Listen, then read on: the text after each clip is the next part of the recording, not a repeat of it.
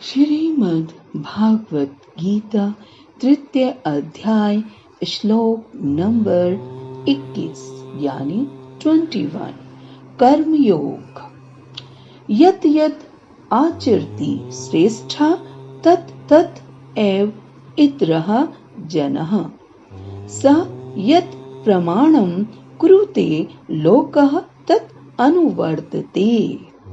यत् यत् जो आचरती करता है श्रेष्ठ आदरणीय नेता तत् तत् वही तथा केवल वही एव निश्चय ही इतरः सामान्य जनः व्यक्ति सह वह यत् जो कुछ प्रमाणम उदाहरण आदर्श कुरुते करता है लोके सारा संसार तत् उसके अनुवर्तते पद चिन्हों का अनुसरण करता है। महापुरुष जो आचरण करता है सामान्य व्यक्ति उसी का अनुसरण करते हैं। वह अपने अनुसरणीय कार्यों से जो आदर्श प्रस्तुत करता है संपूर्ण विश्व उसका अनुसरण करता है।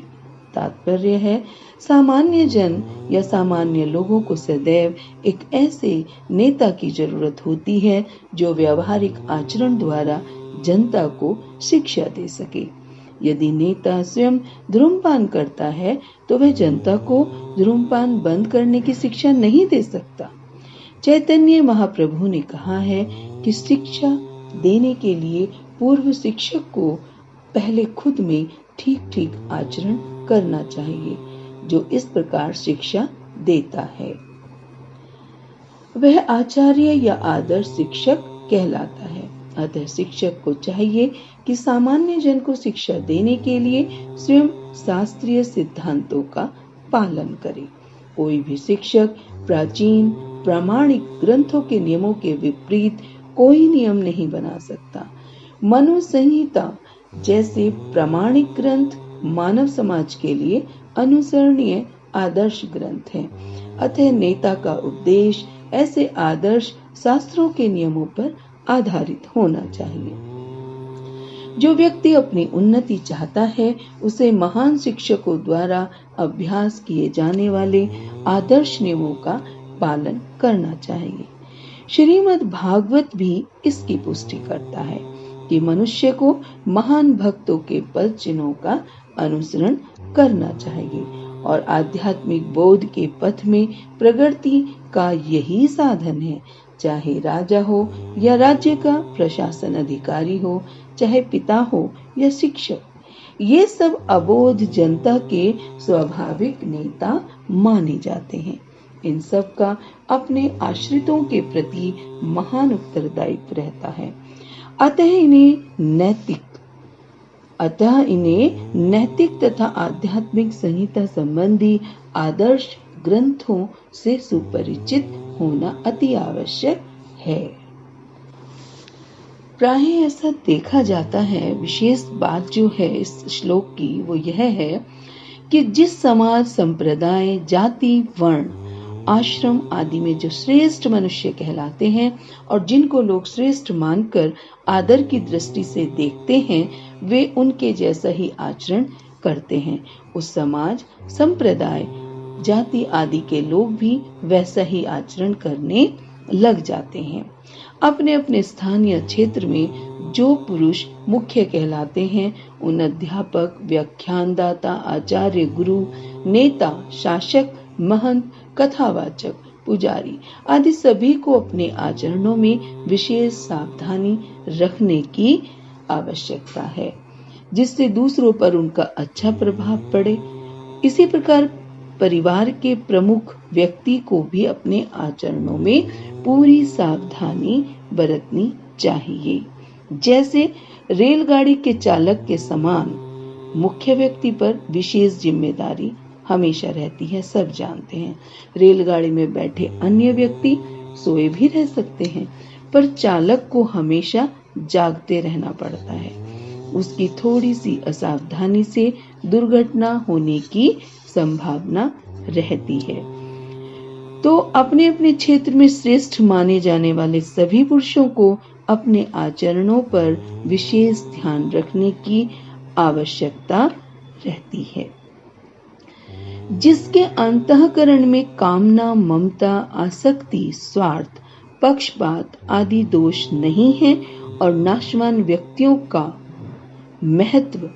नाशवान पदार्थों का महत्व या कुछ भी लेने का भाव नहीं है, ऐसे मनुष्य के द्वारा कहे गए या कहे हुए वचनों का प्रभाव दूसरों पर स्वतः पड़ता है और वे उसके वचनानुसार स्वयं आचरण भी करने लग जाते हैं। कौन? आम जनता। यहाँ एक शंका उत्पन्न होती है कि जब आचरण की बात कह दी तो प्रमाण के कहने की क्या आवश्यकता है? प्रमाण की बात कहने पर आचरण के कहने की क्या आवश्यकता है? तो इसका समाधान यह है कि आचरण मुख्य होता है। यद्यपि आचरण मुख्य होता है, तथापि एक ही मनुष्य के द्वारा सभी वर्णों, आश्रमों, संप्रदायों आदि के भावों का आचरण करना संभव नहीं है। अतः श्रेष्ठ मनुष्य स्वयं जिस वर्ण, आश्रम आदि में है, उसके अनुसार वह सांगोपांग आचरण करता ही है और अन्य वर्ण, आश्रम, संप्रदाय आदि के लोगों के लिए भी वह अपने वचनों से, शास्त्र, इतिहास आदि के प्रमाण से यह शिक्षा देता है कि अपने लिए कुछ न करके संपूर्ण प्राणियों के हित के भाव से अपने अपने कर्तव्य का पालन करना कल्याण का सुगम और श्रेष्ठ साधन है। अब भगवान आगे के 3 श्लोकों में अपना खुद का उदाहरण देकर लोक संग्रह की पुष्टि करते हैं। आगे के श्लोकों में Whatever action a great man performs, common men follow, and whatever standards he sets by exemplary acts, all the world pursues.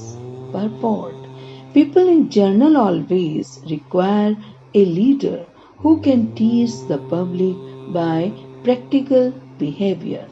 A leader cannot teach the public to stop smoking if he himself smokes.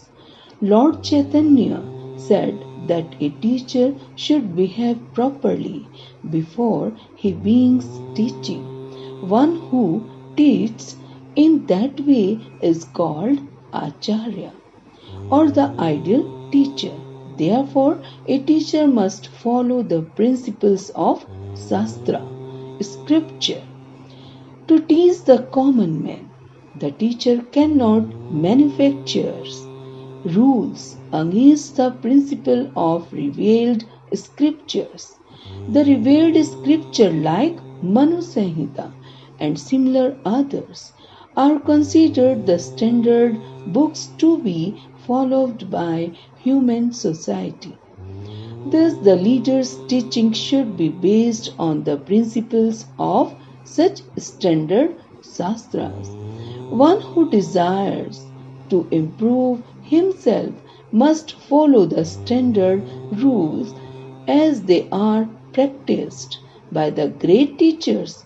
The Srimad Bhagavatam also affirms that one should follow in the footsteps of great devotees, and that is the way of progress on the path of spiritual realization. The king or the executive head of a state, the father and the school teacher are all considered to be natural leaders of the innocent people in general.